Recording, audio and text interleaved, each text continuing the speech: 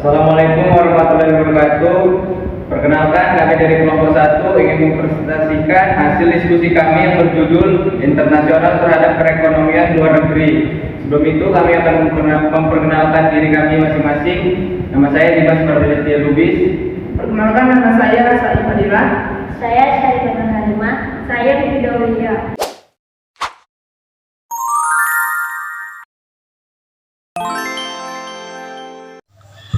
Dampak perdagangan internasional terhadap perekonomian luar negeri.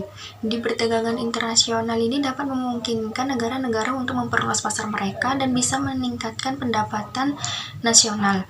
Negara yang terlibat perdagangan internasional cenderung mengalami pertumbuhan yang lebih cepat dikarenakan akses yang lebih luas ke pasar luar negeri dan teknologi yang lebih maju.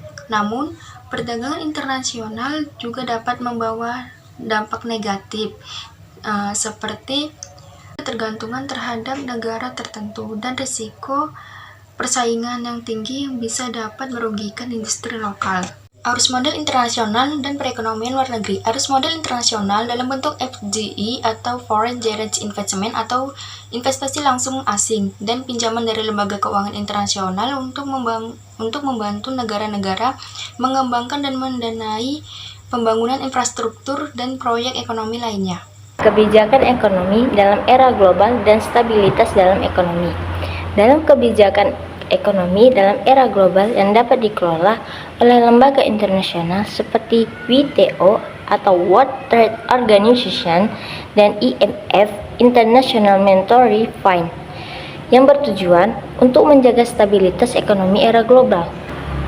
Meski demikian, kebijakan yang diterapkan lembaga-lembaga ini tidak selalu sesuai dengan kepentingan semua negara,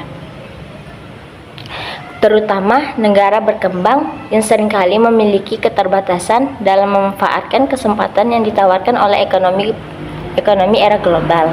Ketidakpastian dan resiko sosial. Selain dampak ekonomi, krisis global juga dapat menimbulkan ketidakpastian sosial. Terjadinya peningkatan ketegangan sosial. Krisis ekonomi era global seringkali memperburuk ketegangan sosial yang sudah ada. Penguatan peran dalam masyarakat. Dalam situasi krisis ekonomi, peran masyarakat sipil menjadi sangat penting. Tantangan dalam membangun konsensus politik. Krisis ekonomi yang berkepanjangan dapat menciptakan tantangan besar dalam membangun konsensus politik di antara berbagai aktor. Dampak negatif pada sektor dalam pertanian. Kebijakan perdagangan global ini sering kali menguntungkan sektor industri, sementara sektor pertanian di negara-negara dapat berkembang terabaikan, mengancam kesejahteraan sosial. Krisis ekonomi tidak hanya berpengaruh pada sektor pekerjaan, tetapi juga pada layanan dasar yang diberikan oleh pemerintah sebagai pendidikan, kesehatan, dan perumahan. Perubahan dalam dinamika politik. Ketidakstabilan yang muncul akibat krisis ekonomi yang dapat menyebabkan perubahan dalam dinamika politik dalam suatu negara. Dalam beberapa kasus, masyarakat dapat mendukung partai politik atau gerakan yang menjanjikan perubahan signifikan. Dalam kebijakan ekonomi ataupun kebijakan sosial. Dari sisi lain, ketidakstabilan yang ditimbulkan oleh krisis dapat memicu kebangkitan ekstremisme atau populisme yang mungkin memperburuk situasi daripada memperbaikinya.